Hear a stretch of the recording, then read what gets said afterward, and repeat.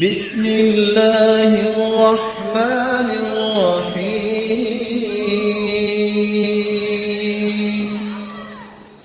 رسول اللہ صلی اللہ علیہ وسلم نے فرمایا طہروا هذه الاجساد طہرکم اللہ فإنه ليس من عبد يبيت طاهرا إلا بات معه في شعاره ملك لا ينقلب ساعة من الليل إلا قال اللهم اغفر لعبدك فإنه بات طاهرا۔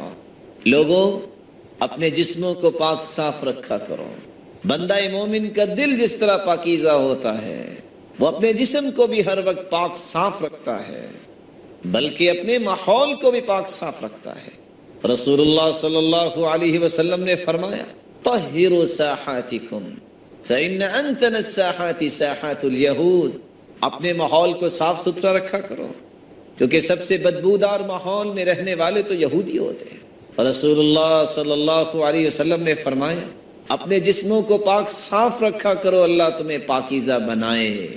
جو شخص وضو کر کے سوتا ہے اللہ رب العزت کی طرف سے ایک نورانی فرشتہ اس کی نگرانی کے لیے آسمانوں سے نازل ہو جاتا ہے۔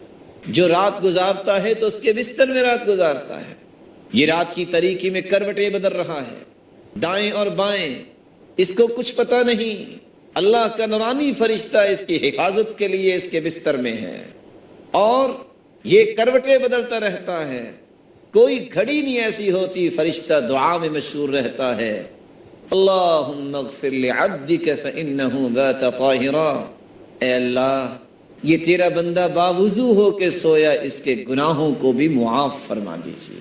آج حفاظت کے لیے انسان گن مین رکھتا ہے، اور ہوتا یہ ہے کہ بسا اوقات حفاظت کرنے والا ہی خود گھر کی صفائی کر دیتا ہے، اور بسا اوقات حفاظت تو کیا ہونی ہے اس کی بھی جان ماری جاتی ہے۔ اور جتنا بھی اچھا گن مین انسان رکھ لے اس کو اپنے بیڈ روم میں تو نہیں لے کے جاتا۔ اللہ رب العزت انسان کی نگرانی کروانے کے لیے اس کے بستر میں رات گزارنے کا حکم دیتے ہیں فرشتے کو، جو حفاظت بھی کرتا ہے اللہ کے حکم سے، اور اس کی بخشش کی ساری رات دعائیں بھی کرتا ہے۔ امام ذہبی رحمۃ اللہ علیہ نقل کرتے ہیں مشہور زمانہ عبود ایک چور تھا، 7 راتیں ایک چھت پہ اپنی گینگ کو لے کے بیٹھا رہا کہ اس گھر سے کچھ چرانا ہے، لیکن ہر رات یہ دیکھتا کہ کچھ لوگ قرآن لے کے بیٹھے ہیں۔ آخر تنگ آ کے گھر والے سے پوچھتا ہے اتقیم حلقۃ القرآن فی کل لیلہ، کیا ہر رات ہی اپنے گھر میں درس قرآن کرواتے ہو، قرآن مجید کا حلقہ لگاتے ہو؟ اس نے کہا ایسا تو نہیں ہوا۔ سمجھ گیا کہ یہ پھر اللہ رب العزت کی طرف سے نگران فرشتے ہی ہوں گے، پوری زندگی کی چوریوں سے توبہ تائب ہو گیا۔